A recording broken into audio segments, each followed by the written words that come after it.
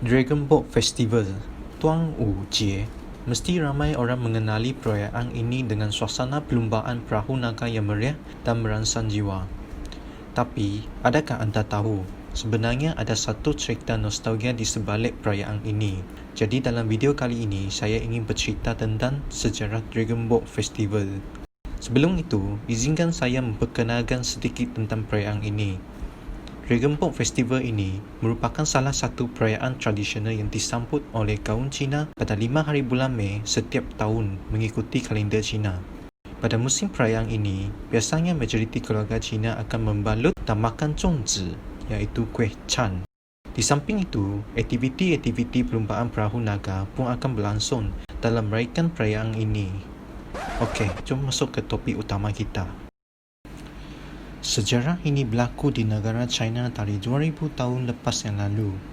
Pada zaman itu, China masih lagi dibahagi dalam 7 negara iaitu Qin, Han, Zhao, Wei, Chu, Ying dan Qi.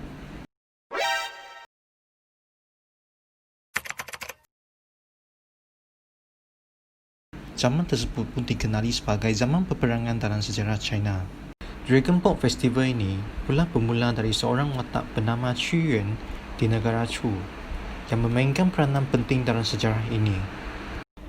Pada masa itu, Qu Yuan ialah seorang pensyair patriotik dan menteri di negara Chu. Beliau bukan sahaja menunjukkan kepakatan dalam pengurusan hak ehwal negara, tetapi juga dalam perancangan strategi untuk merintangi pencerobohan dari negara Qing. Oleh itu, Raja Chu sangat menghargai sumbangan beliau dan selalu memuji beliau di hadapan menteri yang lain. Ini telah menyebabkan menteri lain berasa iri hati dengan kebijaksanaan Qu Yuan. Mereka bermula menggunakan pelbagai cara untuk memfitnahkan dan merosakkan nama baik Qu Yuan. Akhirnya, muslihat mereka berjaya. Raja Chu telah membuang jawatan Qu Yuan dan menghalau beliau keluar dari negara Chu. Walaupun telah diusir jauh dari negara, beliau masih sentiasa membimbangkan tentang keadaan negara, tetapi beliau tidak mampu lagi nak buat apa-apa. Dengan ini, beliau telah mencipta beberapa syair untuk meluahkan perasaan rindu dan cinta kepada negara. Malam memang tidak berbau. Negara Qin berjaya menaklukki negara Chu tidak lama kemudian. Kesedihan dan kekecewaan terus melanda Qu Yuan kerana beliau tahu beliau tidak mungkin ada harapan berkhidmat untuk negara lagi. Hari itu jatuh pada 5 hari bulan Mei. Qu Yuan memilih menamakan nyawanya di Sungai Miluo demi negara tercinta. Ramai rakyat dari negara Chu bergegas ke Sungai Miluo selepas mendapat berita kematian Qu Yuan. Mereka menaiki perahu untuk mencari mayat Qu Yuan, tetapi gagal. Oleh itu, mereka cuba mencampakkan nasi yang dibalut dengan daun puluh ke dalam sungai untuk makan ikan-ikan, supaya ikan-ikan tidak memakan mayat Qu Yuan. Semenjak kisah ini, setiap tahun pada 5 hari bulan Mei, semua masyarakat akan menyambut Dragon Boat Festival dengan makan zongzi, diikuti dengan perlumbaan perahu naga untuk mengenang jasa baik Qu Yuan.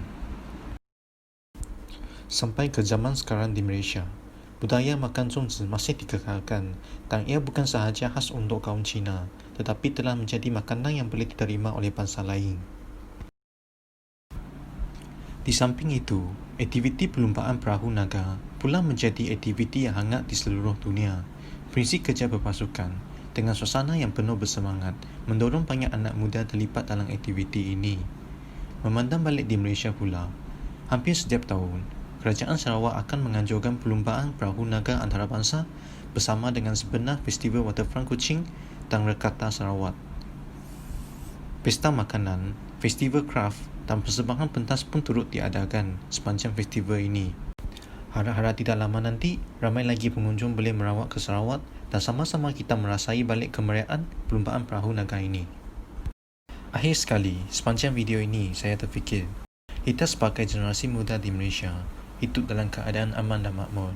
Adakah kita masih mempunyai semangat patriotisme ataupun hanya teringat pada hari tertentu sahaja? Jadi, apa pandangan anda semua? Boleh cuba komen dekat bawah.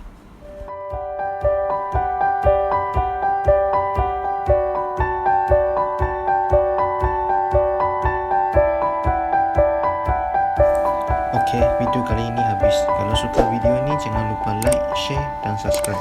Kita jumpa lagi dalam video